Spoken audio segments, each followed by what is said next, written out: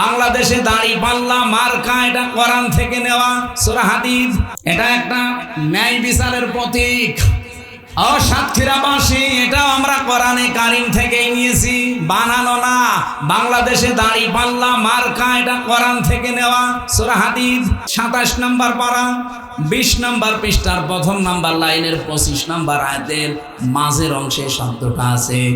বৈষম্য দূর করার জন্য বাংলাদেশে একটা প্রতীক আছে, তার নাম দাঁড়িপাল্লা, যেটা আমার খুতবার ভেতরে ছিল। ওয়াদাল মিজান, মিজান মানে এখানে আমরা সবাই জানি দাঁড়িপাল্লা। মিজান মানে কি? মানদণ্ড। এটা একটা ন্যায় বিচারের প্রতীক।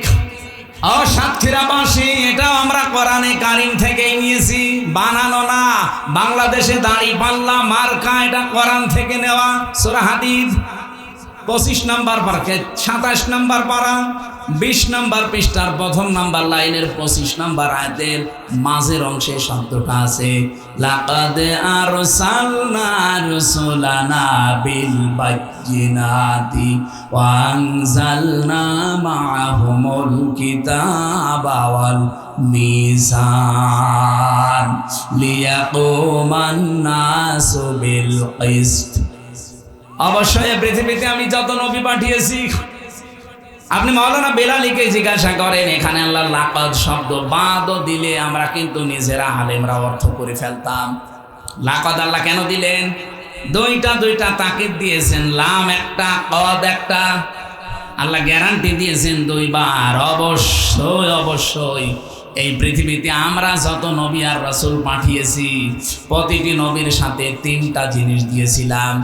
1 নম্বরে দিয়েছিলাম স্পষ্ট দলিল আর প্রমাণ, মুজিজা যেটা বলা হয়। 2 নম্বরে তাদের সাথে কিতাব দিয়েছি কম বেশি।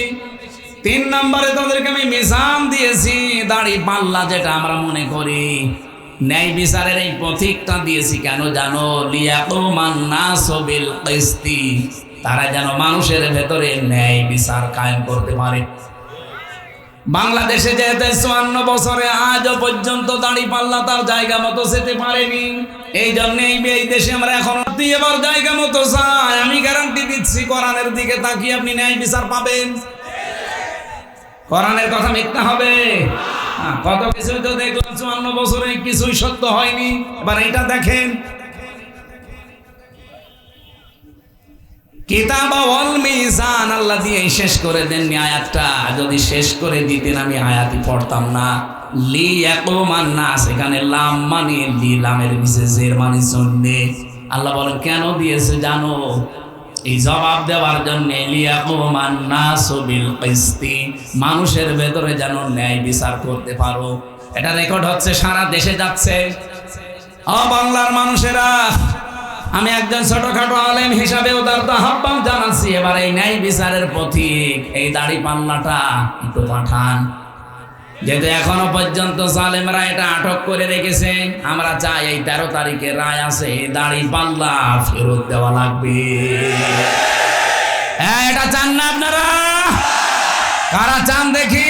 লিল্লাহি তাকবীর। হ্যাঁ, দেখেন তো, হাত ধরে নিকেন।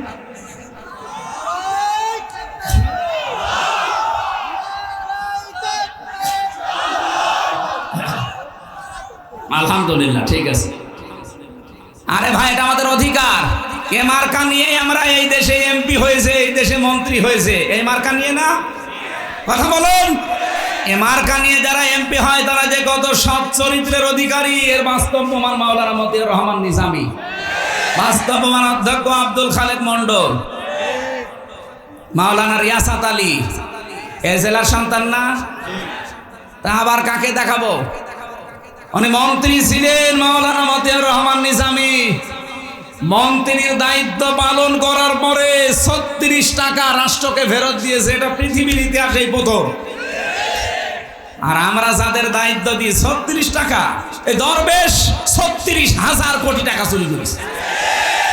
অথচ মাথার চুল থেকে শুরু করে পায়ের স্যান্ডেল পর্যন্ত সাদা। আমার মনে হয় ভেতরেও সাদা। ভেতরটা বললাম না, শয়তান।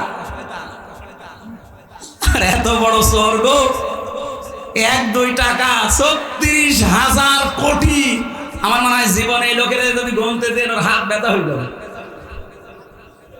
গুনতেও পারবে না, মেশিন লাগবে গুনতে। একজনই যদি এত চুরি করে তাহলে বাকিগুলো কি করিয়েছে বলেন? এই কিছুদিন আগে মালয়েশিয়া গিয়েছিলাম, সিঙ্গাপুরে, থাইল্যান্ডে, এই সমস্ত দেশে ঘোরার সময় দেখেছি আমি যে হোটেলে উঠি, হোটেলের নিচে একটু নামি, যে একটু দেখি চা মা খেয়ে আসি, দেখি দুই শয়তান বসে আছে। কি গো হুজুর, আমার আগে পালিয়েছে। পালাবেন কেন? আপনার না 620টা বাড়ি, ওই যে চট্টগ্রামের ভূমিমন্ত্রী যেটা ছিল ওটা বাড়ি কত, 620টা বাড়ি বানিয়েছে শয়তান, কিন্তু একটা বাড়িতেও থাকতে পারে না, হোটেলে থাকে।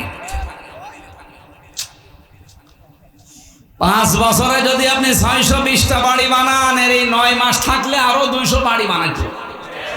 আর ওগুলো সব তোর বাবার টাকা দিয়ে নাকি বলেন? আপনি লোক খুঁজে পান না, অবৈধভাবে যেভাবে নিবন্ধন আটকিয়ে রেখেছেন, মার্কা আটকিয়ে রেখেছেন। আমরা চাই এই 13 তারিখে রায় আছে, মে মাসের 13 তারিখ, এটা মে মাস না, আজকে 9 তারিখ, আর মাত্র কয়দিন। বাঙালিকে আর হাইকোর্ট দেখাতে যাবেন না, বলে নিয়ম মেনে, নিয়ম নীতি মেনে। কিসের নিয়ম? এদেশে কোনো নিয়ম আছে? রাষ্ট্রপতি পালিয়ে গেল কোন নিয়মে? কোন নিয়ম মেনে পালিয়েছে? চুরি করি। এদেশে কোনো নিয়মই যেহেতু চলছে না, সুতরাং আমরা এই 13 তারিখে আর বাঙালিকে হাইকোর্ট দেখাতে চাই না। এই মাজলুম দলটার নিবন্ধন এবং মার্কা আমরা ফেরত দিতে চাই। যদি কোনো ঝামেলা হয় না, এবার আগস্টের 5 তারিখ আবার আসতেছে। হ্যাঁ, কথা বলেন। দেওয়ালে পিঠ থেকে গেলে আবার আগস্ট শুরু হবে। এজন্য দেওয়ালে পিঠ থাকার আগে যেভাবে আছেন, মামা ভালো ভালো দিয়ে দেন। আমি যে কথা তুলেছিলাম মাস্টার হাবিবুর রহমান সাহেবকে নিয়ে, যে কষ্ট যারা আমরা পেয়েছি, একটা আমাদের শোক অপেক্ষা করছে কয়টা? আর আমরা পরিপূর্ণ সুখ ওই দিন পাবো যেই দিন দেখবো বাংলার 56,000 বর্গ মাইল আল্লাহর এই কালাম দিয়ে চলছে।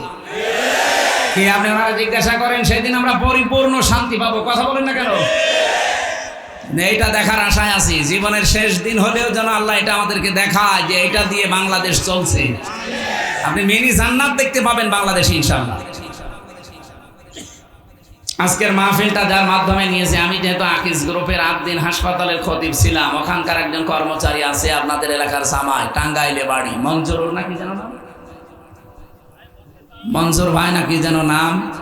ওই ভাইয়ের মাধ্যমে উনি বারবার বলছিলেন আমার শ্বশুরের এলাকায় একটা মাহফিলে যাবেন, কিন্তু আপনারা কথাটা ঠিক রাখেননি। আমরা বলেছিলেন 9:30টায় তুলবেন, আমি কিন্তু 9:45 এসে বারবার বলছি যে আমরা তুলে দেন।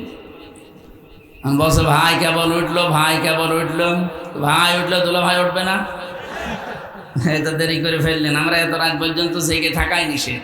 ওরা যা টর্চার করেছে ব্রেনের উপরে, এই যে 10 দিন হাসপাতালে পড়েছিলাম এই মাথাটা নিয়ে, এই সাইডটা পুরা ওই সময় প্রায় ড্যামেজ হয়ে গিয়েছিল রাত জাগার কারণে। কারণ জেলখানায় একটাই সমস্যা, ঘুম হয় না, কোনো কাজ নেই, কাম নেই, 24 ঘন্টা এক ঘরের ভেতরে বসে আছি, কিন্তু ঘুম আসতে চায় না। এত ঘুমের বড়ি খেয়েছি 3 বছরে, ঘুম আসে না। এই কারণে আমার মাথার অনেক ক্ষতি হয়ে গেছে। ডাক্তার যত দেখালাম সব এক কথা বলে যে রাত জাগবেন না, সর্বোচ্চ রাত 10:30টার ভেতরে আপনি ঘুমিয়ে পড়বেন। আর আপনার তোলেনি রাত 10টায়, 10:30টায়। এই জন্য দেরি হয়ে গেছে। আজকে আগামীতে কোনো জায়গায় নিয়ে আসলে 9টায়, আমার প্রত্যেকটা মাহফিল খাতায় লিখে দেওয়া যে রাত 9টায় তুলে দেবেন, 10:30টায় শেষ। এই সাতক্ষীরা আর ওদিকে সিরাজগঞ্জ, এই 2 জেলায় সমস্যা। এই 2 জেলা আগামী থেকে আমি আর আসবো না। আপনারা কথা ঠিক রাখেন না। গরু দিয়ে চাষ করে খাবেন, গরুই যদি মরে যায় আসবো কি করে? মেরে ফেলবে তো। হ্যাঁ, 9টায় দিলে আসবো আবার, কিন্তু দেরি করলে এই জেলায় আর আসা যাবে না। মাই মনসুরুল ভাইয়ের জন্য দোয়া করছে আপনাদের এলাকার জামাই, ওনার মাধ্যমে আজকে এসেছি। আল্লাহ রাব্বুল আলামিন তাকে হায়াতে তাইয়্যিবা, সিহাতে কুল্লিয়া দান করুন। এবং এই মাহফিলের বরেণ্য সদস্য যাদেরকে অ্যাক্টিভিটিস দেখলাম, অনেক সুন্দর করে তারা কাজ কারবার করেছে। এবং ময়না ভাই বলে একজন আছে, উনি দোয়া চাচ্ছিলেন আজকে আসার সময়। সামনে বসা মুসলমান ভাইরা, পর্দার আড়ালে শুনলাম হাজারো মা বোনেরা এসেছে। মেয়েরা এসেছে না? সম্মানিতা মা এবং বোনেরা, প্রশাসনের ভাইরা, প্রাণপ্রিয় সাতক্ষীরাবাসী, বাংলাদেশের 64 জেলার ভেতরে সবচাইতে বেশি ইমানের দিকে অগ্রসর সাতক্ষীরা আর চট্টগ্রাম। এ জেলার মানুষকে আমরা সারা বাংলাদেশের মানুষ এমনি আলাদা চোখে দেখি, কারণ চর্চা খুব বেশি হয়েছে এই জেলার উপর। আল্লাহ রাব্বুল আলামিন জান্নাতে যেদিন আরম্ভ করবে 64 জেলা, সেদিন যেন সাতক্ষীরা দিয়ে আরম্ভ করে। আরো জোরে বলেন আমিন। দল মত জাতি বর্ণ ধর্ম নির্বিশেষে আজকের অনুষ্ঠান, এটা শুধু মুসলমানদের জন্য না, সবার জন্য। হাযা বায়ানুল লিন্নাস হুদাল লিন্নাস, মানুষ পদবাচ্চে যারা আমরা বিবেচিত সবার জন্য আজকের কোরআনের অনুষ্ঠান। আর সেই কোরআন থেকে গুরুত্বপূর্ণ একটা আয়াত পড়েছি, এটা সূরা হজ, আমার আয়াত নাম্বার হচ্ছে 34। যেহেতু জিলহজ জিলকদ মাস চলছে, সামনে জিলহজ আসতেছে, গুরুত্বপূর্ণ একটা মাস আমাদের সামনে অলরেডি ছায়া ফেলেছে। 4টা মাস আল্লাহর কাছে পবিত্র মাস, একটা মুহররম, রজব, জিলকদ, জিলহজ। এই মাসগুলোর কিছু দায়িত্ব কর্তব্য পালন করা লাগে। আল্লাহ রাব্বুল আলামিন কোরআনে কারিমে দিয়েছেন, ইন্না ইদ্দাতাশ শুহুরি ইনদাল্লাহি 12 শাহরান ফি কিতাবিল্লাহ ইয়াউমা খালাকাস সামাওয়াতি ওয়াল আরদা মিনহা আরবাআতুন হুরুম ইলা আখিরি আয়াত। সূরা তাওবার ভেতরে এসেছে 10 নম্বর পারা 11 নম্বর পৃষ্ঠার 11 নম্বর লাইনে আছে। আল্লাহ বলেন, আমি আসমান আর জমিন যেদিন তৈরি করি ওই দিন আমি আমার কিতাবের ভেতরে 12টা মাসের নাম লিপিবদ্ধ করেছিলাম। তাহলে মাস হিসাবে আল্লাহর কাছে লেখা কয়টা?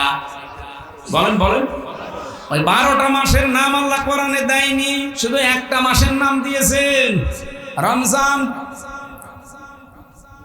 বাকি 11 মাসের নাম কোরআনে দেয়নি, এটা তাফসিরে হাদিসে আমরা পেয়েছি। আল্লাহ বলেন, মিনহা আরবাআতুন হুরুম, এর ভেতরে 4টা মাস আমার কাছে পবিত্র। মুহররম একটা, রজব একটা, জিলকদ যেটা আমরা এখন আছি, আর একটা জিলহজ। ওই জামানায় মাসগুলোকে সম্মান দিত কাফেররা পর্যন্ত। ওরা যদি এই সারা বছর যুদ্ধ বিদ্রোহ মারামারি গন্ডগোল করত, কিন্তু এই মাস যখনই জিলহজ, জিলকদ, মুহররম, রজব আরম্ভ হয়ে যেত, তখন তাদের মারামারি গন্ডগোল যুদ্ধ বিগ্রহ বন্ধ। এই মাসগুলো চলে যাক, আবার তোরে দেখে নেব। আপনি চিন্তা করেছেন, কাফের আল্লাহকে বিশ্বাস করে না, কিন্তু 4টা মাসকে তারা সম্মান দিয়ে চলেছে। এই মাসগুলো আসলেই তারা তাদের মারামারি গন্ডগোল হামলা মামলা কেস কাম বন্ধ করে দিত। আর আমরা মুসলিম, কোরআন বিশ্বাস করি, কোরআনের ভেতরে এই 12টা মাসের নাম আল্লাহ দিয়েছেন, আমরা বিশ্বাস করি। ইনদাল্লাহি 12 শাহরান, এই যে 12টা মাস, তাহলে আমাদের তো সম্মান আল্লাহ নিজে যখন দিয়েছেন, এই মাসগুলোকে আমাদের আরো বেশি করা দরকার। এ মাস আসলে আমার মনে হয় আমাদের মারামারি গন্ডগোল মনোমালিন্য একে অন্যের পেছনে লেগে থাকা, এগুলো সব স্টপ হয়ে যাওয়া দরকার। এই কথা বলছেন আমার? এই মাসগুলো আসলে অন্তত একটু সম্মান জানান। যেহেতু জিলকদ আরম্ভ হয়ে গেছে, 3-4 তারিখ চলছে, এই মুহূর্তে সিদ্ধান্ত নেন, আমার সাথে যার যার ঝামেলা আছে হবে, যদি শুরু করা লাগে এই মাস চলে যাক, আমি আবার আরম্ভ করব। অন্তত এই মাসে আমি থেমে গেলাম, পারা যাবে না? বলেন বলেন। নবীজি মসজিদে নববীতে বসে আছেন, দরজা দিয়ে এক সাহাবী প্রবেশ করলেন। আল্লাহর নবী জানিয়ে দিলেন যে এই লোকটা আল্লাহর জান্নাতি।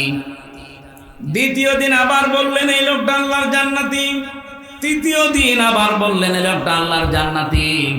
সাহাবীরা বলে, হুজুর কি এমন কাজ করেছে লোকটা আল্লাহর জান্নাতি?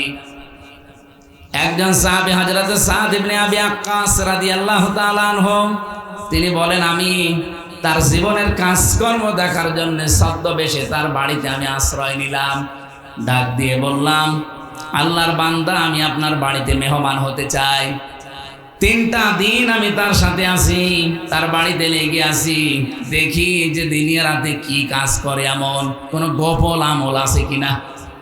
আমার সাথে নামাজ পড়ে 5 ওয়াক্ত, কথাবার্তা বলে, যেভাবে চলি আমি ওইভাবে চলে, তার গোপন কোনো আমল আমি দেখলাম না। শেষ পর্যন্ত বলেই ফেললাম যে আপনি কি করেন? আপনাকে নবী যেতে 3 দিন পর পর জান্নাতি বলে ঘোষণা দিলেন, আপনি কি করেন? কি আমি তো কিছুই দেখলাম না। লোকটা বলে, আল্লাহর বান্দা, আমার জীবনে এতটুকু কাজ আছে, আমি সারাদিন সারা রাত যা করি, সন্ধ্যাবেলা যখন এশার নামাজ আদায় করে ঘুমাতে যাই, কারো উপরে কোনো বিদ্বেষ আমি রাখি না, কারো উপরে কোনো রাগ নেই, কারো উপরে কোনো অভিমান নেই। যে যা আমার সাথে করেছে, অন্তত এশার নামাজের পরে একটা নির্মল শান্ত মন নিয়ে আমি ঘুমিয়ে যাই, আশা নিয়ে যে ঘুম থেকে উঠতেও পারি, বিদায় নিতেও পারি। সুতরাং আমি কারো উপরে অভিযোগ রেখে করব কি? আমি সব আল্লাহর জন্য মাফ করে দিলাম। এভাবে আমি ঘুমিয়ে যাই, সকালবেলা একটা শান্ত মন নিয়ে আল্লাহ আমাকে আবার জাগিয়ে তোলে। আমার মনে হয় আল্লাহ পাক আমার এই কাজটা পছন্দ করেছে, নবীর মাধ্যমে আমার জান্নাতের সুসংবাদ দিয়েছে।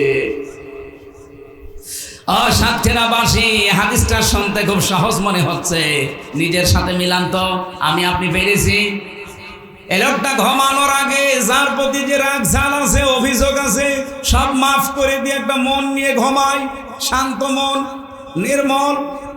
আর আমরা সারাদিন যা করি, সারা রাত যা করি, অন্তত ঘুমানোর আগে বালিশে মাথা দিয়ে চিন্তা ভাবনা করে যে সকালবেলা কার 12টা বাজাবো। কথা বলেন না কেন? সকালবেলা কারে ধরিয়ে দেব, মিথ্যা মামলা দেব, মিথ্যা সাক্ষী দেব, কার কোনটা আমরা ডাকাতি করব, চুরি করব, মেরে খাবো, শুধু এই ধান্দায় আছি। আমি একটা হাদিস পড়েছিলাম না, হযরতে আবু যর রাদিয়াল্লাহু তাআলা থেকে বর্ণিত, বিশ্ব নবী জানিয়েছেন, মানিদ্দাআ মা লাইসা লাহু ফালাইসা মিন্না ওয়া লিয়াতাবাওয়া মাকআদাহু মিনান নার। মুসলিম শরীফের হাদিস, 61 নাম্বার হাদিস এটা। নবীজি বলেন, যে জিনিস তোমার না, ওইটা যদি তুমি নিজে দাবি করো, ওই দিন থেকে তুমি আমার উম্মত না। কথা বুঝেছে না? বুঝেন? যেই জিনিস আপনার না, ওইটা যদি আপনি নিজে দাবি করেন যে এটা আমার, তাহলে ওই দিন থেকে আপনার শাস্তি, আপনি নবীর উম্মত নেই। ওয়ালিয়াতাবাওয়া মাকআদাহু মিনান নার, 2 নাম্বারের শাস্তি, আপনি জাহান্নামে একটা স্থান তৈরি করে নিলেন। বলেন তো, বাংলাদেশে হাদিসের লোক নেই? যে জিনিস আপনার না, আপনি জোর করে দাবি করেন, কেউ চাঁদাবাজির মাধ্যমে, নাকি এসেলায় চাঁদাবাজি নেই? আপনি কি আবার বুঝে ফেললেন? আপনার বোঝা লাগবে না। কত মানুষ দেখেন আগস্টের 5 তারিখের পর থেকে, যে জিনিস যার না, সে কিন্তু নিজের দায়িত্বে নিয়ে নিয়েছে। যা নিয়েছেন ফেরত দেওয়া লাগবে, নাই তো নবীর উম্মত আপনি আর নেই। ফালাইসা মিন্না, ফা দিয়েছেন, 19টা অর্থে ব্যবহার হয় ফা শব্দটা। এ ফা অক্ষর 19টা অর্থে আসে। প্রথম অর্থ হচ্ছে বালাগাত মান থেকে আসে। আগের কোনো কথা যদি আপনার জীবনে থাকে, পরের যে শব্দ আসতেছে এটা আপনার জন্য মাস্ট বি, লেগে যাবে। এই জন্য ফা মাঝখানে দিয়েছেন। নবীজি ফা না দিলেও আমি অর্থ করতে পারতাম, কেন ফা দিলেন? ফালাইসা মিন্না। সুতরাং উপরে বর্ণিত কোন জাতের আছে? যারা ডাকাতি করেন, চুরি করেন, চাঁদাবাজি করেন, ঘুষ খান, সুদ খান, বিভিন্ন কায়দায় মানুষের সম্পদ নিজের মনে করে নিয়ে চালিয়ে যাচ্ছেন, বাবা শাহজালাল, সব হালাল, আপনি কিন্তু আর নবীর উম্মত নেই। এই মুহূর্তে যদি ওগুলো ফেরত না দেন, আপনি নবীর উম্মতের বাইরে চলে গেছেন। 2 নাম্বারটা আরো কঠিন। আপনি যেন জাহান্নামে নিজের একটা স্থান তৈরি করে রেখে দিলেন। বলেন নাউজুবিল্লাহ। হ্যাঁ, আপনার কোনো জিনিস যদি হাতছাড়া হয়ে যায়, ওইটা যদি আপনি আবার ফেরত পান, তাহলে আপনি এই হাদিসের শাস্তির আওতা মুক্ত থাকবেন। কথা বুঝেছে না? বোঝেননি? এটা একটু ভালো করে শুনুন। কোনো জিনিস আপনার ছিল, কিন্তু আপনি ওই জিনিসটা হারিয়ে ফেলেছেন অথবা বেদখল হয়ে গেছে, ওইটা যদি আপনি আবার ফেরত পান, তাহলে আপনি এই হাদিসের আওতা মুক্ত থাকবেন। এটা আপনি টিকায় লেখা পাবেন মুসলিম শরীফের। এই যে ইসলামী ব্যাংক, যাদের ছিল হাতছাড়া হয়ে গিয়েছিল, এখন আবার তারা ফেরত পেয়েছে। আসতে বললেন কেন? কিন্তু অনেক মানুষ আমরা দেখি, তারা বলছে না জানি ইসলামী ব্যাংকও নাকি চুরি হয়ে গেছে, ছিনতাই হয়ে গেছে। এরকম মিথ্যা কথা বলতে পারলেন? ইসলামী ব্যাংকে আপনার বাবার নাকি? যাদের ব্যাংক তারা ফেরত পেয়েছে। যারা বানিয়েছিল মাথার ঘাম পায়ে ফেলে, তারা হারিয়ে ফেলেছিল ওটা, এখন তারা ফেরত পেয়েছে। তাদের জিনিস তারা পেয়েছে, আপনি এখানে ফতোয়া দিলেন কোন কারণে? না বোঝার ভান করে থাকলে কিন্তু আপনার খবর আছে। আমি আবার বলছি, কোন জিনিস আপনার ছিল, হাত ছাড়া হয়ে গিয়েছিল, হারিয়ে ফেলেছিলেন, আবার ফেরত পেয়েছেন, আপনি ফালাইসা মিন্নার ভেতরে থাকবেন না। অলিয়াতা বাবা মাকাদাহু মিনান নারের ভেতরে আপনি নেই। কিন্তু জিনিস আপনার না, আপনি জোর করে দখল করে নিজের দায়িত্বে রেখে দিলেন। ওই দিন থেকে আপনি নবীর দল থেকে বের হয়ে চলে গেছেন। সুতরাং যারা নবীর উম্মত নেই, এখন অনেকে এরকম মানুষ নেই, নবীর উম্মত আপনি কিন্তু নেই। আপনি এখন নবীর উম্মত যেহেতু নেই, মরে গেলে এখন জানাজা দেওয়া ঠিক হবে? কবরে দেওয়া? বলেন, এরকম চরিত্র আছে কাদের? যাদেরই আছে, আমি নাম নিলাম না, আপনি কিন্তু টের পাচ্ছেন। আর এটা রেকর্ড হচ্ছে, সারা দেশে এখন চলছে। যারা যারা শুনছেন তারা ফেরত দেন, নাই তো আমাদের মতো মানুষকে আপনারা ডাকবেন না মরে গেলে। কারণ আপনার জন্য আমি বিসমিল্লাহি ওয়া আলা মিল্লাতি রাসূলিল্লাহ মিথ্যা কথা বলবো কেন? যে আল্লাহর নামে রসুলের দলে তুলে দিলাম, রসুলের দলেই নেই, ফালাইসা মিন্না। আশা করছি কথা বুঝেছেন। এরপরও যদি না বোঝার ভান করে থাকে, এদিকে আসেন, আসেন আসেন আসেন। যারা এখনো বলছেন যে না আমি এখনো বুঝি নাই, নাম ধরেন, নাম ধরা লাগবে না, এদিকে আসেন। কানের নিচে এমন জোরে দুইটা দেবো, আপনি সব বুঝে ফেলবেন। আপনি অন্যের জিনিস দখল করে নিজের দায়িত্বে রেখে দেবেন আর বলবেন যে আমি কি নামাজ পড়ি না, আমি কি রোজা রাখি না, আমি হজ করে এসেছি। আপনার হজ ধুয়ে আল্লাহ পানি খাবে? আপনি তো হজ করে সাতক্ষীরা মসজিদের সভাপতি হয়ে বগল বাজাচ্ছেন যে আমি মসজিদের সভাপতি সাতক্ষীরা, আর আবু জেহেল ছিল কাবা শরীফের সভাপতি। এই জন্য আমি আবার রিপিট করছি, ভাই যার জিনিস নিয়েছেন ওটা যদি আপনার না থাকে ওটা ফেরত দেন। হ্যাঁ, আমি আমার জিনিস হারিয়েছিলাম, ওইটা আমি ফেরত পাচ্ছি এখন আস্তে আস্তে। আমার এই 3 বছর আটক করে ওরা 32 লাখ টাকা খেয়েছে আমার বাবার কাছে। আমি 1 লাখ টাকা ফেরত অলরেডি পেয়েছি। আমি এখনো 31 লাখ টাকা ফেরত চাই। কি জিনিস আমার, আপনি নিয়েছিলেন, এখন আমাকে দেওয়া লাগবে।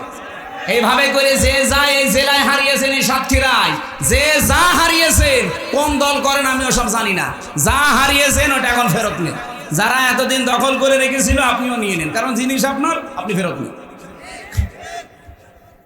নেচ্ছেন তো আপনারা? হ্যাঁ নেন, অসুবিধা নেই, কিন্তু অন্যের জিনিস দখল করবেন না ভাই।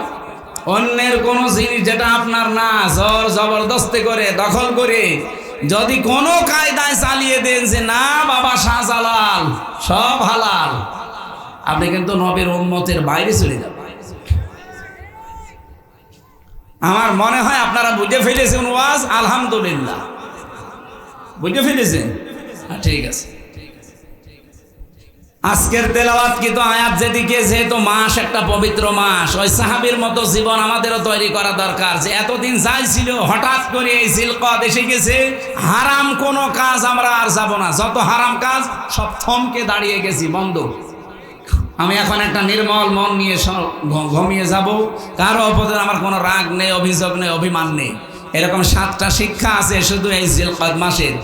আল্লাহ রাব্বুল আলামিন বলেন, এটা গুরুত্বপূর্ণ বিধান আমার নবীর উম্মতদেরকে আপনারা জানিয়ে দেন। কি সেটা?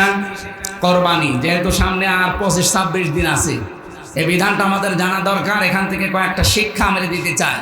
এই যে আপনি 2.5 লাখ 3 লাখ 5 লাখ টাকা দিয়ে কোরবানি কিনবেন, এত টাকা দিয়ে জবাই করে যদিও ছাতা কবুলই না হয়, তাহলে ওই টাকাগুলো পানিতে ফেলা না, খালি গোশত খাওয়ার জন্য গোশত আলাদা কিনে খেতে পারতেন না? এই জন্য গুরুত্বপূর্ণ বিধান এটা। জবান ছেড়ে সূরা হজের এই 34 নম্বর আয়াত থেকে কিছু কথা শুনতে চাই আমরা, নাকি বাড়ি চলে যাবেন? জবান খুলে বলেন, আউযু বিল্লাহি মিনাশ শাইতানির রাজিম, বিসমিল্লাহির রহমানির রহিম। এটা একটু নামিয়ে নেন, পড়ে গেলে সমস্যা হবে, কিছু দেওয়া লাগবে না। ওয়ালিকুল্লি উম্মাতিন জাআলনা মানসাকাল লিয়াযকুরু ইসমাল্লাহি আলা মা রাযাকাহুম মিন বাহিমাতিল আনআম ফাইলাহুকুম ইলাহু ওয়াহিদুন ফালাহু আসলিমু ওয়া ওয়াবাশশিরিল মুখবিতিন। আল্লাহ পাক বলেন অলিকুল্লি উম্মাতিন জাআলনা, এখানে জাআলনার ফাইল আল্লাহ সরাসরি নিজে কর্তা। আল্লাহ বলেন আমি নিজে প্রতিটি উম্মতের জন্য কি, আমি নিজে প্রতিটি উম্মতের জন্য কি মাংসাকান কোরবানি। এখানে নুসুক শব্দের অর্থ হয় তিনটা। তাফসীর ইবনে কাসিরের ভেতরে আছে নুসুক মানে কোরবানি করা, নুসুক মানে হজের কার্যকলাপ, ও নুসুক মানে ইবাদত বন্দিগি। এই তিনটার যে কোনো একটা আপনি নিতে পারেন। যেহেতু সামনে কোরবানি, মনে করেন আপনি কোরবানিটা নিলেন, আল্লাহ বলেন প্রতিটি উম্মতের জন্য আমি আল্লাহ কোরবানি এটা নির্ধারণ করে দিয়েছিলাম। কেন দিয়েছি জানো? লিয়াযকুরু ইসমাল্লাহ আলা মা রাযাকাহুম মিন বাহিমাতিল আনআম। চতুষ্পর্যন্ত জানোয়ারগুলো যখন তারা জবাই করবে তাদের রিজিক হিসাবে, এই সময় যেন আমি আল্লাহর নামটা উচ্চারণ হয়। জোরে বলেন সুবহানাল্লাহ। ফাইলাহুকুম ইলাহু ওয়াহিদুন, তোমাদের ইলাহ একজন, আমাদের ইলাহ এই একজনই। ফালাহু আসলিমু, সবাই তার কাছে আত্মসমর্পণ করো। ওয়াবাশশিরিল মুখবিতিন, হে নবী যারা আত্মসমর্পণ করবে এদেরকে আপনি সুসংবাদ দান করেন, এই বিনয়ী মানুষদেরকে। এ পর্যন্ত ছিল বাংলা অর্থ। এবার আসেন তো আমরা ব্যাখ্যায় যাচ্ছি। ওয়ালিকুল্লি উম্মাতিন, প্রত্যেকটি জাতির জন্য, এই পৃথিবীতে যত জাতি আল্লাহ পাঠিয়েছিলেন সে আদম নবী থেকে শুরু হয়েছে, 4,500 জাতি এখন দুনিয়ায় বাস করে। কত? 4,500। তার ভেতরে আমরা একটা মাত্র জাতি মুসলিম। এরকম 4,500 ধর্মের লোক তামাম দুনিয়ার 257টা দেশ আছে। এখন 257টা দেশে তারা বাস করছে।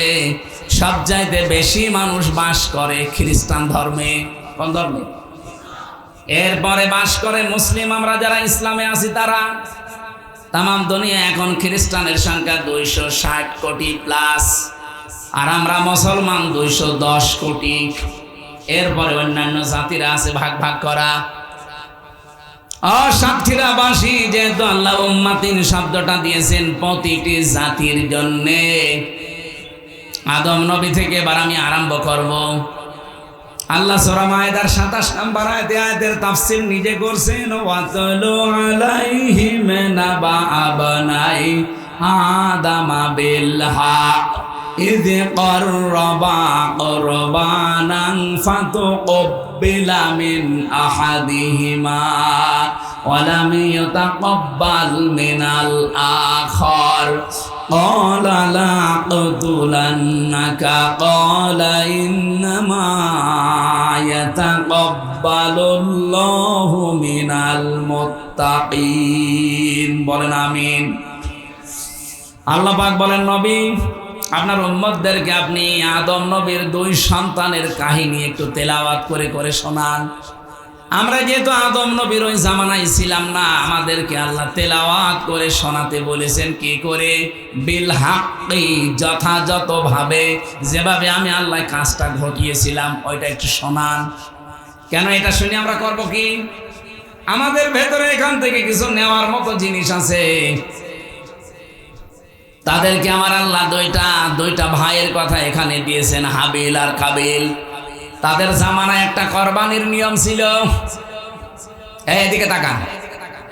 এই পৃথিবীতে যত নবী আর রাসূল আল্লাহ পাঠিয়েছেন প্রতিটি নবী রাসূলের দিন ছিল এক, কিন্তু শরীয়ত ছিল ভিন্ন ভিন্ন।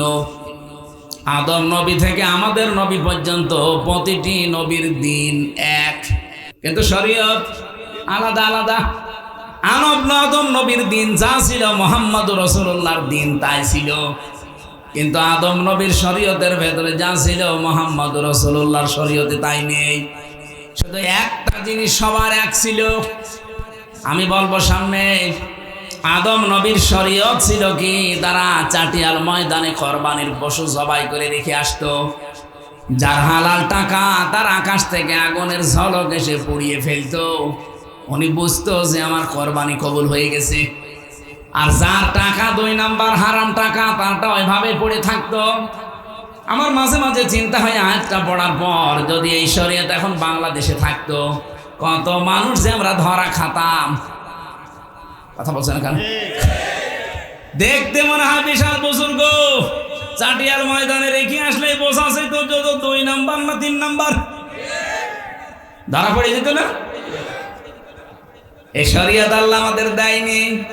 আল্লাহ আমাদের দিয়েছেন পশু কোরবানি করি, ওইটা গোশত জবাই করে নিজে 3 ভাগ করা সুন্নাত। যদি কেউ করেন উত্তম, এটা না করলেও অসুবিধা নেই, নিজে খেয়ে ফেলতে পারলে আত্মীয় স্বজন এটাও জায়েজ আছে।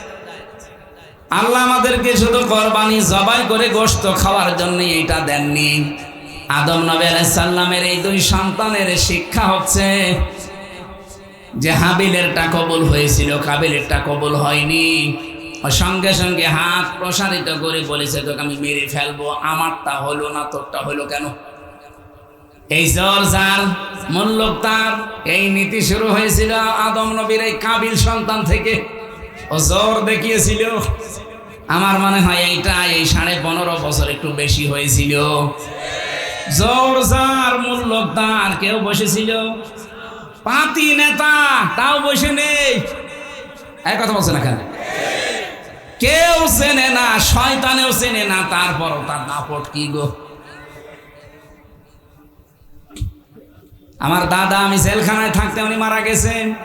একটা গল্প শোনাতেন আমাকে মাঝে মাঝে, এসে হামজা এক লোক বিয়ে করেছে, বাসর ঘরে স্ত্রীকে ডাক দিয়ে বলছে বউ তুমি কি জানো আমার ক্ষমতা?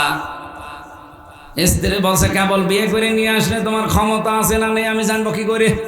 না, তোমার আমি আজ ক্ষমতা দেখাবো। রাতের বেলা স্ত্রীর হাত ধরে নিয়ে গেছে রেল লাইনের সামনে। রেলগাড়ি আসে না, আন্দাজে গেট বন্ধ করে দিয়ে বসে আছে। ওই যে রেলগাড়ির গেট থাকে না, ওই রাস্তা দিয়ে যা ভ্যান গাড়ি, যা রিক্সা, অটো রিক্সা, যা সব বন্ধ। স্ত্রী ডাক দিয়ে বলছে কি, দেখলে না ট্রেন আসে না, তারপরও আমি গেট বন্ধ করলাম, সব গাড়ি থেমে গেল, এটা আমার ক্ষমতা। স্ত্রী বলছে তাই? কিছুক্ষণ পরে দেখে ট্রেন আসতেছে, লাল একটা কাপড় উড়িয়েছে, ট্রেন গেছে থেমে। স্ত্রীর হাত ধরে বলছে দেখলে ট্রেন তো এখানে থামার কথা না, এটা একবারে যে বেনাপোলে থামবে, অথচ মাঠের ভেতরে আমি এই ট্রেন থামিয়ে ফেললাম, এটা আমার ক্ষমতা। স্ত্রী বলছে মনে মনে আল্লাহ তুমি কার ঘরে আমারে পাঠালি, তো ক্ষমতা নিয়ে বাসে না। হঠাৎ ট্রেনের ড্রাইভার এসে বলছে কি গো কোনো সমস্যা? যে না স্যার, ট্রেন থামালি। বলছে আমার এই বউ বিশ্বাস করে না যে আমার ক্ষমতা আছে, ওরে আমি দেখালাম। ট্রেনের ড্রাইভার ওরে 2 থাপ্পড় দিয়ে বলে বেটা বেয়াদব, কত গুরুত্বপূর্ণ লোক আছে ট্রেনে, বিভিন্ন জায়গায় যাবে, আর তুমি বউ খুশি করার জন্য ইয়ার্কি মারো।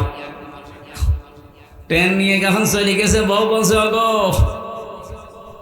তুমি গেট বন্ধ করে ভ্যান রিক্সা সব দাঁড়িয়ে যায়, আমি বুঝলাম। লাল কাপড় উড়িয়ে দিলে ট্রেন থেমে যায় চলন্ত, আমি বুঝলাম। ওই লোকটা তোমার তড় দিল কেন? ও বলছে ও দেখিয়েছে ওর ক্ষমতা, আর আমি দেখালাম আমার ক্ষমতা। এই ক্ষমতা দেখা দেখি চলছিল এই 15 বছরে। কথা বলছেন? কেউ বসেছিল? কাবিল থেকে এইটাই বলেছিল লামে তাকিদ, গ্যারান্টি দিয়ে বলেছে না আমি তোকে ছাড়বো না, তোকে মেরেই ফেলবো, হত্যা করবো। কিন্তু কাবিল হাবিল যারটা কবুল হয়েছে, ও কিন্তু এভাবে হাত প্রসারিত করে বলে না যে আমি তোকে মেরে ফেলবো। কি বলেছিল সেই কথাটা আজকে আপনাদের শিক্ষার জন্য বলছি। জোর করে কোনো জিনিস কিন্তু পাওয়া যায় না পৃথিবীতে। এই 15.5 বছরে অনেকে জোর করে সম্মান আদায়ের চেষ্টা করেছিল। একটা মরা মানুষের সম্মান আদায়ের চেষ্টা করেছে 15.5 বছর, সম্মান তো দেয়নি, শুধু আগস্টের 5 তারিখ আসতে দেরি মাটির সাথে মিশিয়ে দিয়েছে। আমরা চাই আগামীতে কোনো মানুষের এভাবে সম্মান জোর করে যেন কেউ আদায় না করে। এরকম অনেকে এখনো ধান্দায় আছে যে আবার চাই, যদি চেয়ার পাই ও করেছে বাবা আর আমি করবো স্বামীর। আপনি জোর করে সম্মান নিতে পারবেন না, এটা মানুষের মনের বিরুদ্ধে চলে যায়। কারণ মানুষকে 3.5 হাত বডির ভেতরে এমন কিছু আল্লাহ দিয়েছেন, জোর করে যা পাবেন ওইটাই রিয়াক্ট করবে। কি কথা বলছেন? হ্যাঁ, হয়তো ভয়তে ভয়তে কিছু বলবে না সামনাসামনি, কিন্তু পরিবেশ পেলেই উল্টিয়ে যাবে। আমার দাদা থাকতে আমি বহু সুন্দর সুন্দর গল্প শুনতাম, কিন্তু উনি যে মারা গেছে, জেলে থাকতে আমি জানতামও না। 15 দিন পরে আমার এক কারারক্ষী যে বলছে এক বুড়ো মরে গেছে। বুড়ো মরে গেছে মানে? পরে শুনলাম যে আমার দাদা। এই দাদার কারণে আমি মাদ্রাসায় এসেছিলাম। আমি তো জেনারেলে পড়তাম, উনি আমাকে মাদ্রাসায় দিয়েছিল। বলে না, একটা এ বংশের ভেতর অন্তত হুজুর হোক। আল্লাহ তাকে জান্নাতুল ফেরদাউস দান করেন, আমিন। মানে একটা গল্প শুনিয়েছিলেন, এই আয়াতের সাথে একটু রিলেটেড আছে, এই জন্য বলছি। বাদশা হাজ্জাজ বিন ইউসুফের এলাকাটা এত জালেম ছিল, জুলুম করতে করতে সীমা লঙ্ঘন করে ফেলেছিল। পাইক পিয়াদা যারা আছে তারা যে বলছে, বাদশাহ আপনার জন্য তো বাইরে যেতে পারছি না, আপনাকেও গালি দেয়, আমাদেরও গালি দেয়। অবশ্য গালি দেয় কে গো, আমি দেখবো। ছদ্মবেশ নিয়ে বাইরে গেছে, এক গ্রাম্য লোকের সাথে দেখা। ডাক দিয়ে বলছে, বেটা বাদশা হাজ্জাজ বিন ইউসুফকে চেনো? বলছে চেনো মানে? অত জালেম। কে কে বললে? হ্যাঁ ও জালেম, ও জালেমের বাচ্চা জালেম। 2-3 বার জালেম বলার পর ওর মেজাজ গেছে খারাপ হয়ে। ডাক দিয়ে বলে, বেটা আমার চেনো? বলছে না, আমি সে হাজ্জাজ। চিন্তা করছে আমার তো মাথা থাকবে না, মাথা নিচু করে বলছে, বাদশাহ নামদার আপনি কি আমারে চেনেন? আছে না তো, যে আমি এই গ্রামের ওই লোক যার মাসে 2 দিন মাথা খারাপ হয়, আজকে তার পয়লা দিন। তুই পাগল? 2 দিন মাসে মাথা খারাপ হয়, আজকে পয়লা দিন আর একদিন হবে? আমি পাগল ধরলাম এতক্ষণ ধরে। পাগল বলে ওই দিন বেশি গিস, তাছাড়া বাঁচার কথা ছিল। আমরা ওই 15.5 বছরে পাগল বলে বেশি। এই কথা বলছেন, জোর করে আদায় করতে চেয়েছিলেন, কি হলো? 14,500 কোটি টাকা আপনি নষ্ট করেছেন এই মরা মানুষটার জন্য।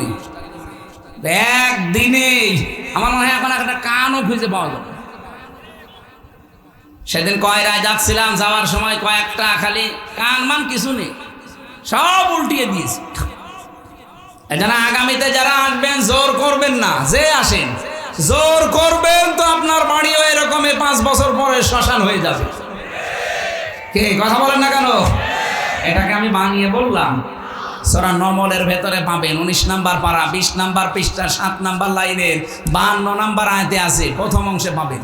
ফাতিলকা বুয়ুতুহুম খাওফিয়াতাম বিমা যালামু। এই আয়াতের তাফসীরে আপনি দেখবেন। আয়াতগুলো লম্বা করা যাচ্ছে না। হযরতে কাবিল না হযরতে হাবিল সঙ্গে সঙ্গে ভাইকে জবাব দিয়েছিলেন, ক্বালা ইন্নামা ইয়াতাকাব্বালুল্লাহু মিনাল মুত্তাকিন। এখানে যদি কেউ আলেম থাকেন আমি তাকে বলছি, আল্লাহ পাক যদি ক্বালা ইন্না ইয়াতাকাব্বালুল্লাহু বলতেন, তাও আমরা অর্থ করে ফেলতাম। মা দিলেন কেন? এই জন্যে তাফসীর মাহফিলে আসতে হয়। কেন আল্লাহ মা দিলেন? আপনি ইন্না শব্দের সাথে যদি মা লাগিয়ে দেন, তাহলে বাংলা অর্থ দাঁড়াবে একমাত্র, কেবলমাত্র, শুধুমাত্র, এরাই, এইটাই। শেষে হস্যায়িত করা লাগবে। আল্লাহ রাব্বুল আলামিন ইন্না মা দিয়ে জানিয়েছেন। হাবিল তার ভাইকে এটা শুধু জানায়নি, কিয়ামত পর্যন্ত সবাই যারা আসবে তারপরে তাদেরকে জানিয়েছেন, ক্বালা ইন্নামা ইয়াতাকাব্বালুল্লাহু মিনাল মুত্তাকিন। ইয়াতাকাব্বালু এটা মোসারে, বর্তমান, ভবিষ্যৎ, প্রেজেন্ট, ফিউচার। যদি তার ভাই পর্যন্ত সীমা লঙ্ঘন থাকতো, সীমাবদ্ধ থাকতো, তাহলে কিন্তু ইয়াতাকাব্বালু দিতেন না, ওখানে মাঝির সিগা অতীতের শব্দ ব্যবহার করতেন। ইয়াতাকাব্বালু মোসারে দিয়েছেন এই কারণে, শুধুমাত্র এখন কাবিলের জন্য এটা না, কিয়ামত পর্যন্ত কাবিলের বহু মানুষ দুনিয়ায় আসবে, তাদেরকে সতর্ক করে বলেছেন, শুধুমাত্র কেবলমাত্র একমাত্র আল্লাহ পাক গ্রহণ করে থাকে, কবুল করে থাকে। আল্লাহ পাক শুধুমাত্র গ্রহণ করে থাকে, কবুল করে থাকে। দুনিয়ায় যারা মুত্তাকি তাদের ইবাদত বন্দেগী কাজকর্ম তাছাড়া অন্য কারোরটা কবুল হয় না। যেহেতু ইবাদত বন্দেগীর ভেতরে নুসুকের একটা অর্থ বলেছিলাম। নুসুক মানে কি বলেছিলাম?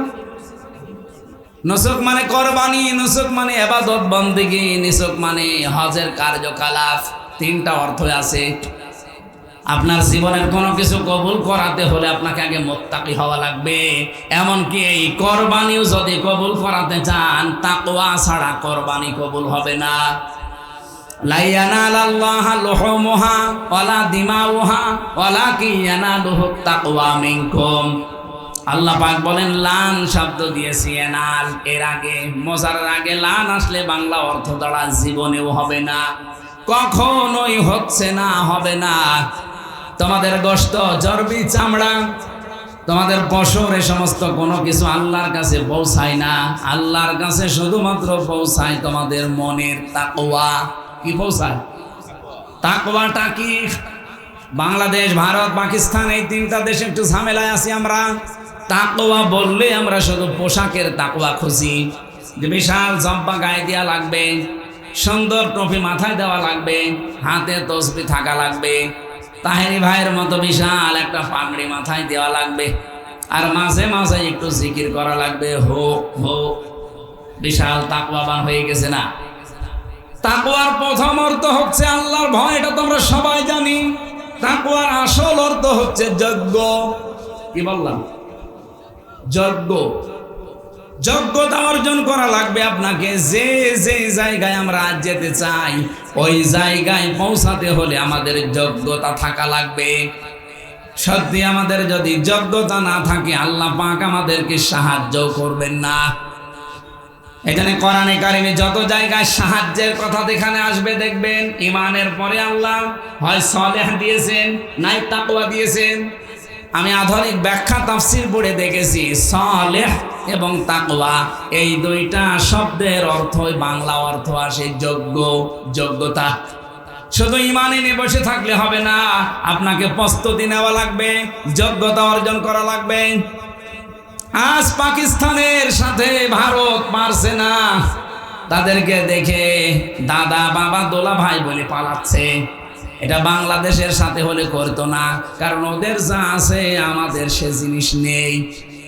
ওদের তো অস্ত্র শস্ত্র পারমাণবিক এগুলো তো আছে, এমনকি ওদের যে ঈমান, ওদের ভেতরে আমি কালকে একটা স্ট্যাটাস দেখলাম, একজন ক্যাপ্টেন তার বাবা পাকিস্তানের আর্মিদেরকে বলছে, দেখেন ছেলেকে পাঠিয়েছি দেশ রক্ষার জন্যে, দেশ মাতৃকা রক্ষার জন্য পাঠিয়েছি। আমার ছেলে যুদ্ধে গেছে। এই পৃথিবীর নিকৃষ্ট জাতি এই মুশরিক, এই উগ্রপন্থী হিন্দুরা। এই দুনিয়ার দুইটা জাতি সবচাইতে নিকৃষ্ট, একটা ইহুদি আর একটা মুশরিক। এদের বিরুদ্ধে যেহেতু পাঠিয়েছি, এমনি পাঠাইনি আমার ছেলেকে। এই ভারত একটা ধোয়া তুলে আমার দেশে তারা জঙ্গি আছে, এই কথা দুনিয়ার মোড়লদেরকে জানিয়েছে, যে এই দেশে জঙ্গি আছে, আমরা জঙ্গির ঘাঁটিতে বিমান হামলা চালিয়েছি। এত বড় মিথ্যা কথা আপনি দুনিয়ার মানুষকে শুনিয়েছেন, আর মানুষ বিশ্বাস করবে? আপনি জঙ্গি ঘাঁটিতে যদি বিমান হামলা করেন, তাহলে জঙ্গি যেখানে আছে সেই জায়গায় মারলেন না কেন? আপনি তো বিমান হামলা করেছেন মসজিদে, মাদ্রাসায়, শিশুদের উপরে। এই কথা বলছেন না কেন? এরা আপনি দেখেন না, মসজিদ ভেঙে চুরমার করে দিয়েছে, মাদ্রাসায় মেরেছে বোমা, ছোট ছোট বাচ্চাদেরকে দুনিয়া থেকে বিদায় করেছে। কেন আপনি এই বেসামরিক মানুষ মারলেন কেন? আপনি যদি জঙ্গি হামলা করেন, তাহলে জঙ্গি যেখানে আছে সেখানে মারেন। এই ধোয়া তুলেছিল 54 বছর এই ভারত আমাদের সম্পর্কে, যে আমাদের দেশে নাকি জঙ্গি আছে। এটা যে দাহা মিথ্যা কথা, তার প্রমাণ এই 9 মাস 3 দিন। এই 9 মাস 3 দিন চলছে, আজ পর্যন্ত দেশে একটা জঙ্গি ধরা পড়ল না। কি কথা বলেন? জঙ্গি নেই ওই দেশে, কারণ আমার মতো মানুষ করা জঙ্গি বানিয়েছিল। তাও জঙ্গির প্রধান নাকি আমি, আনসারুল্লাহ বাংলা টিমের প্রধান। ও ছাতা যে কি আমি আজ পর্যন্ত জানি না। কারণ এই জঙ্গি নাটক যিনি লিখত তিনি পালিয়েছে। এক কথা বলে না কেন?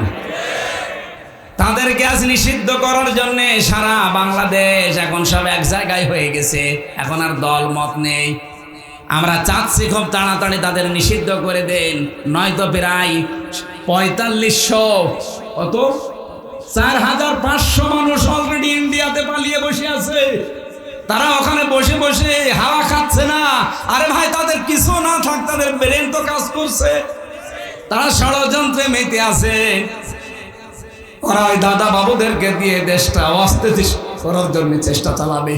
এই জন্য ওদের ব্যান্ড করে দেন, নিষিদ্ধ করে দেন। ওদের কোনো কাজ কারবার দুনিয়ায় যদি না চলে, তাহলে দেশটা অন্তত নিরাপদ হয়ে যাবে। নয়তো সামনে যদি ওরা আবার কোনো কুলু তৈরি করে দেশটাতে আবার হত্যাযজ্ঞ চালায়, এই দায়ভার কিন্তু যারা এখন দায়িত্বে আছেন তাদের নেওয়া লাগবে। যেন আহ্বান জানাচ্ছি জনতার পক্ষ থেকে, যেহেতু ঢাকা এখন যেতে পারছি না, এইটাই আমরা ঢাকা মনে করছি। এই কথা বলেন না কেন? শাহবাগের সাথে 100 ভাগ একাত্মতা প্রকাশ করে আমরা জানাচ্ছি, এই মুহূর্তে তাড়াতাড়ি সকাল হতে হতে এই ফ্যাসিস্ট, এই খনিদেরকে দেশ থেকে নিষিদ্ধ করা লাগবে। সাতক্ষীরাবাসী, যে কথাটা তুলেছিলাম আপনাদের জন্য, আল্লাহর দরবারে আমরা যদি যোগ্যতা অর্জন করতে না পারি, এই ক্যাপ্টেনের বাবা বলেছিল, সন্তানকে পাঠিয়েছি আমি আল্লাহর ঘর মসজিদ, নবীর ঘর মাদ্রাসা এবং ছোট ছোট বাচ্চাদের জীবনের কারণে। ছেলে যদি সামনে বুকে গুলি লাগে তাহলে নিয়ে আসবা, মাটি দিয়ে দেব। আর যদি পেছনে গুলি লাগে আমার বাড়িতে নিয়ে আসবা না, বন জঙ্গলে অথবা নদীতে, সাগরে ফেলে দিবা। পরবর্তীতে সন্তান যখন নিয়ে এসেছে তাকে, হ্যাঁ নিয়ে আসলে কেন? চাচা, আপনার এই সন্তানের পিঠে একটা গুলিও লাগে নাই, ওর গুলি লেগেছে 22টা সব বুকে। তো ওরা যোগ্যতা অর্জন করেছে বিভিন্ন শক্তি দিয়ে, ইমানের শক্তি দিয়ে। আর আমরা কোথায় আছি? ঢাকা থেকে আমার মনে হয় যদি একটা মিসাইল আমাদের যায় আছে ভাঙ্গাচোরা, যদি ওইটা ঢাকা থেকে মারে, তো চট্টগ্রাম পর্যন্ত যেতে 3 জায়গায় চাঁদা দেওয়া লাগবে।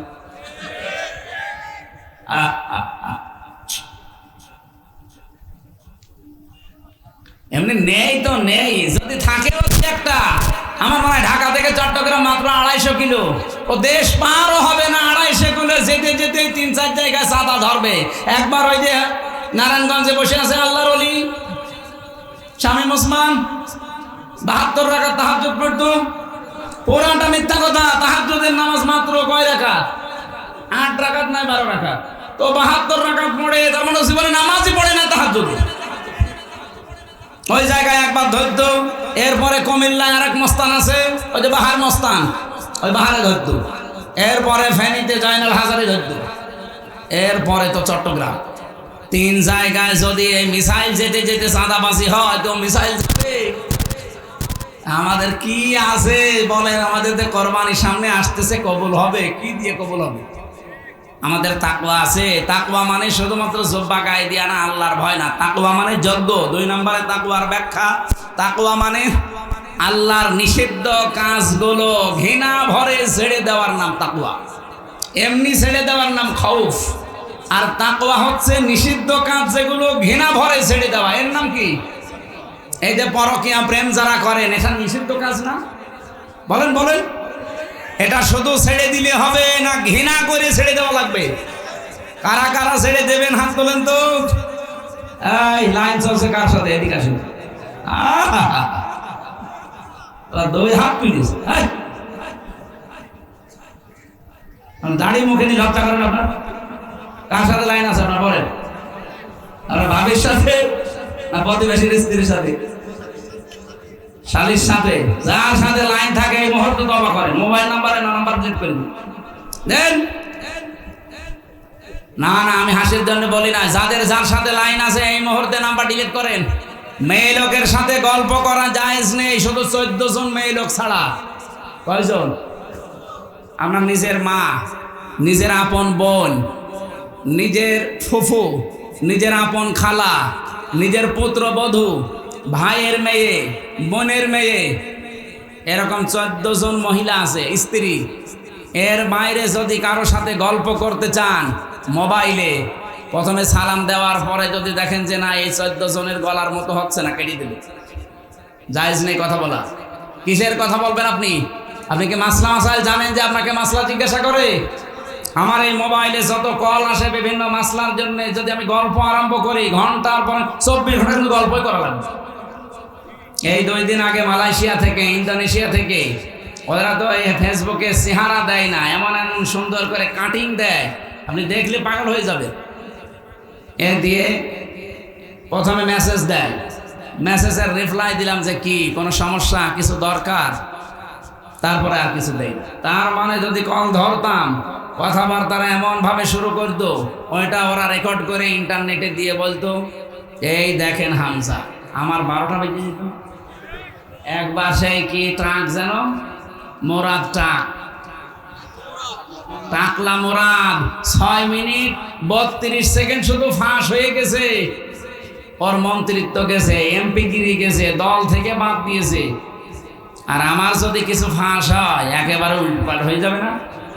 এই জন্য আমি পারতপক্ষে আমার এই 14 জন মহিলা বাদ দিয়ে কেউ যদি কল দেয়ও, মাসলা মাসাইল জিজ্ঞাসা করবেন, আমার পাশে যে হোসাইন হুজুর থাকে বলে যায়নি, ও বলে যে আমি হামজা বলছি, যা বলবেন বলে।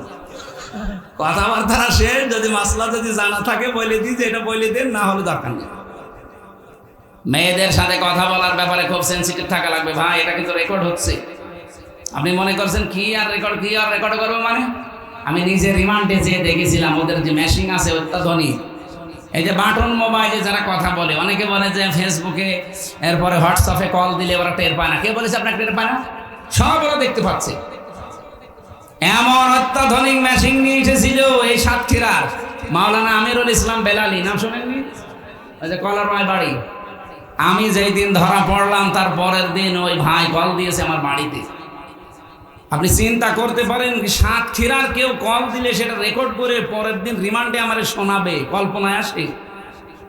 আমার তো জীবনেও কল্পনায় আসে না। অথচ দেখি উনি কল দিয়েছে, সেটা ওরা রেকর্ড করে আমারে বলছে, এই দেখেন কিভাবে কি বলেছে, আপনি যা বলছেন একটা কথাও মিলছে না।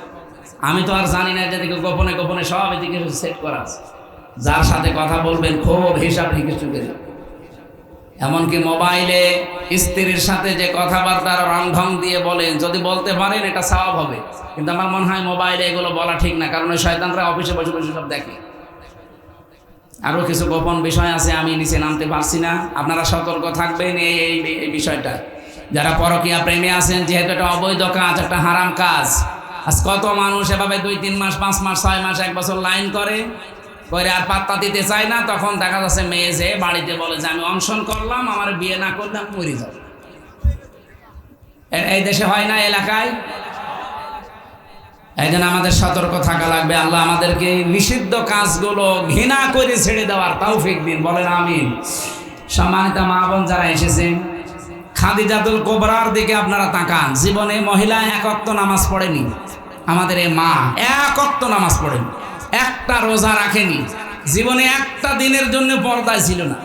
আপনি খাদিজার পুরা জীবন পড়ে দেখেন, 1 ওয়াক্ত নামাজ পাবেন না, রোজা পাবেন না, জীবনে একটা হজও করেনি, একটা টাকা যাকাতও দেয়নি, একদিনের জন্য পর্দায় ছিল না।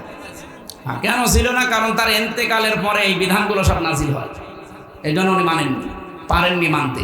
কিন্তু আল্লাহ তাকে নিজে সালাম দিয়েছেন এবং জান্নাতে ঘর বানিয়ে আল্লাহ পাঠিয়েছেন তার জন্য। একটা মাত্র কারণ পেয়েছি পড়া জীবন পড়ে, তিনি কোনো দিন বৈবাহিক জীবনের স্বামীকে একটা সেকেন্ডের জন্য দুঃখ দেননি, স্বামীর মনে কষ্ট দেননি। এখানে যারা আছেন একেবারে আল্লাহর দিকে তাকিয়ে বলতে পারবেন যে জীবনে বিয়ের পর থেকে আজ পর্যন্ত আমার বউ 1 সেকেন্ডের জন্য আমাকে কষ্ট দেয়নি? হাত তোলেন তো দেখি। কেউ নেই। এই যে ইনিও পারি না, আমিও পারি না। আমি মিথ্যা কথা বলবো কেন? আমি দুঃখ পেয়েছি, এই জন্য হাত তুলতে পারলাম না। মা বোন যারা এসেছেন, মনে করছেন শুধু নামাজ পড়া, রোজা রাখা আর কালো বোরকা পড়লে জান্নাতে চলে যাবেন। কে বলেছে আপনাকে? স্বামীর মনে দুঃখ দেওয়া যাবে না, সাবধান। এই জায়গাটায় খুব সেন্সিটিভ জায়গা। বাইরে থেকে আসলে সংসারের সব কাজ বাদ দিয়ে স্বামীর পেছনে সময় দেওয়া লাগবে। এটা আপনার সবচাইতে বড় ইবাদত। আজ পারিবারিক জীবনে ছোটখাটো বিষয়গুলো আমরা কন্ট্রোল করতে পারি না, এই জন্য আজ অশান্তির দাবানল চলছে।